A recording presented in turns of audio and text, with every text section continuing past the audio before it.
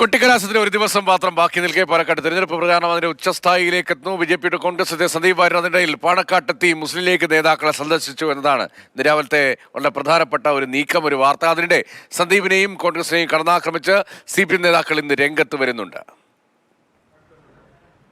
മലപ്പുറമായിട്ട് എൻ്റെ ബന്ധം എന്ന് പറയുന്നത് പൊക്കിൾക്കുടി ബന്ധമാണ്. അതുകൊണ്ട് തന്നെ മലപ്പുറത്തിൻ്റെ ഒരു പാരമ്പര്യമുണ്ട്, മലപ്പുറത്തിൻ്റെ ഒരു സന്ദേശമുണ്ട്.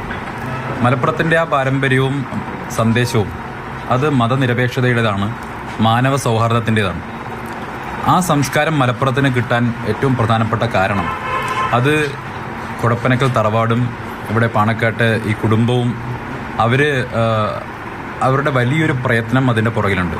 കേരളത്തിനും രാജ്യത്തിനും ലോകത്തിനും തന്നെ മാതൃകയായിട്ടുള്ള ഈ മലപ്പുറത്തിൻ്റെ മാനവിക സൗഹാർദ്ദത്തിന് അടിത്തറ പാകിയത് ഈ കുടുംബമാണ് എന്ന് ഞാൻ വിശ്വസിക്കുന്നു. അദ്ദേഹത്തിൻ്റെ കഴിഞ്ഞ കാലങ്ങളിലുള്ള നിലപാടുകളൊക്കെ മാറ്റി മതേതരത്വത്തിൻ്റെയും ജനാധിപത്യത്തിൻ്റെയും സൗഹാർദ്ദത്തിൻ്റെയും ഒരു ഭൂമി, രാഷ്ട്രീയ ഭൂമിയിലേക്ക് അദ്ദേഹം കടന്നു വന്നിരിക്കുകയാണ്. ഏറെ സന്തോഷമുണ്ട്. ഞങ്ങളുടെ പാരമ്പര്യവുമായിട്ടൊക്കെ അദ്ദേഹത്തിന് നല്ല ബന്ധമുണ്ട് എന്ന് ഇവിടെ പറയുകയുണ്ടായിരുന്നു. തച്ചനാട്ടുകാർക്കാണ് അദ്ദേഹത്തിന് ശാബ്ദങ്ങളൊക്കെ തന്നെ കണ്ട പരിചയമുണ്ട്. ആ രീതിയിലൊക്കെ ഉള്ള ഒരു ബന്ധം ഇപ്പോൾ ഇവിടെ കടന്നു വന്നതോടുകൂടി ഞങ്ങളത് കൂടുതൽ ആസ്വദിക്കുകയാണ്. ഏതായാലും സന്ദീപ് വാര്യർക്ക് എല്ലാ ആശംസകളും വിജയങ്ങളും നേരുന്നു. രാഗിനുണ്ട് വിവരങ്ങളുമായി. രാഗിൻ, തങ്ങളുടെ വാക്ക് തന്നെ ഇപ്പോൾ വളരെ പ്രധാനപ്പെട്ടൊരു നേതൃപദവിയിലേക്കല്ല ഇപ്പോൾ സന്ദീപ് വാര്യർ വന്നത്. പക്ഷേ ഈ ഉപതെരഞ്ഞെടുപ്പിൻ്റെ പശ്ചാത്തലത്തിൽ വളരെ പ്രധാനമാണ് കോൺഗ്രസിലേക്കുള്ള അദ്ദേഹത്തിൻ്റെ കൂടുമാറ്റം എന്നത്. രാഷ്ട്രീയമായി വലിയ പ്രാധാന്യമുള്ളത് തന്നെയാണ്. ഇപ്പോൾ പാണക്കാട് തങ്ങൾ തന്നെ നേരിട്ട് വരുന്നു, തൻ്റെ നിലപാട് നിർത്തി, ഏതായാലും അതിനെ ആസ്വദിക്കുന്നു എന്നാണ് പാണക്കാട് തങ്ങളുടെ വാക്കുകളിൽ. എങ്ങനെയാണ് പാലക്കാട്ടെ ജനം ഇപ്പോഴത്തെ സാഹചര്യങ്ങളെ മുഴുവൻ കാണുന്നത്? ഇപ്പോൾ പരസ്യപ്രചാരണം അവസാനിക്കാൻ പോകുമ്പോൾ സന്ദീപിന്റെ നിലപാട് മാറ്റം ഉൾപ്പെടെ ഈ തരത്തിൽ ചർച്ച ചെയ്യപ്പെടുന്നുണ്ട്. ഏതത്ര സന്ദീപിനെ പ്രയോജനപ്പെടുത്താൻ കോൺഗ്രസും ഉദ്ദേശിക്കുന്നത്?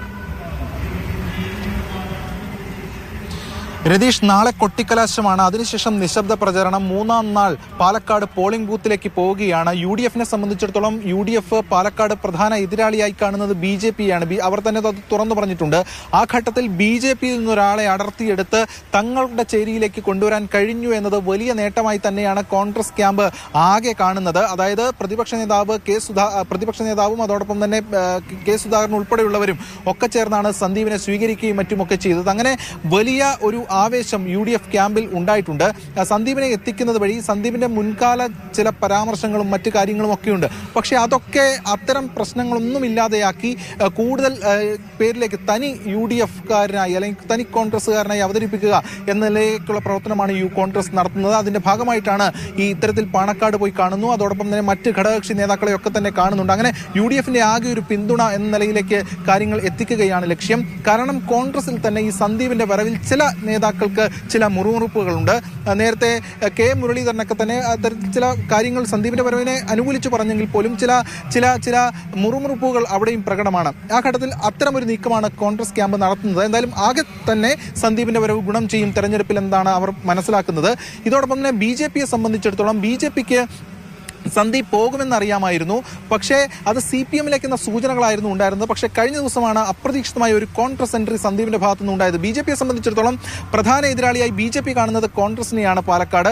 ഈ ഘട്ടത്തിൽ തങ്ങളുടെ പക്കൽ നിന്നൊരു നേതാവ് അവിടേക്ക് പോകുന്നത് BJPയെ സംബന്ധിച്ചിടത്തോളം തിരിച്ചടിയാണ്. പക്ഷേ നേതാക്കൾ അതിനെ അത്തരം പരാമർശങ്ങളല്ല നടത്തുന്നത്, മറിച്ച് ഒറ്റക്കെട്ടായി തന്നെ സന്ദീപിന്റെ പോക്കിനെ എതിർക്കുകയാണ്. ഇതിൽ BJPയിൽ നേരത്തെ തന്നെ ചില ആഭ്യന്തര പ്രശ്നങ്ങൾ ഉണ്ടായിരുന്നു. പക്ഷേ ഈ ഘട്ടത്തിൽ സന്ദീപിന്റെ പോക്കോടുകൂടി അത്തരം ആഭ്യന്തര പ്രശ്നങ്ങളെ തൽക്കാലം മറയ്ക്കാൻ കഴിഞ്ഞു എന്ന് നേതൃത്വം കാണുന്നു.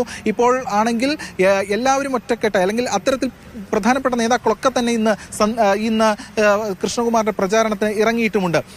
LDFനെ സംബന്ധിച്ചിടത്തോളം ഇന്ന് മുഖ്യമന്ത്രി അടക്കം ഇന്ന് പ്രചരണത്തിനുണ്ട്. 3 പൊതുയോഗങ്ങളിൽ മുഖ്യമന്ത്രി സംസാരിക്കുന്നുമുണ്ട്. അങ്ങനെ 3 പ്രസ്ഥാനങ്ങളും അതിശക്തമായിട്ടുള്ള ഒരു പ്രചാരണത്തിനാണ് പാലക്കാട് തുടക്കം അല്ലെങ്കിൽ പാലക്കാട് അതിന്റെ അവസാന ലാപ്പിലേക്ക് പോകുമ്പോൾ കാര്യങ്ങൾ എത്തിച്ചിരിക്കുന്നത്.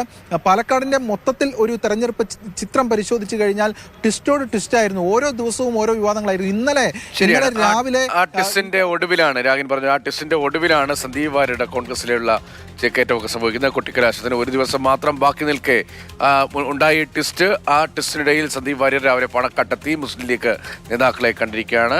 കോൺഗ്രസ് ക്യാമ്പിന് UDF ക്യാമ്പിന് വലിയ ആത്മവിശ്വാസമാണ്. അതേസമയം തന്നെ കടന്നാക്രമിക്കുകയാണ് സന്ദീപിനെ സ്വീകരിച്ച കോൺഗ്രസിനെയും CPM നേതാക്കൾ.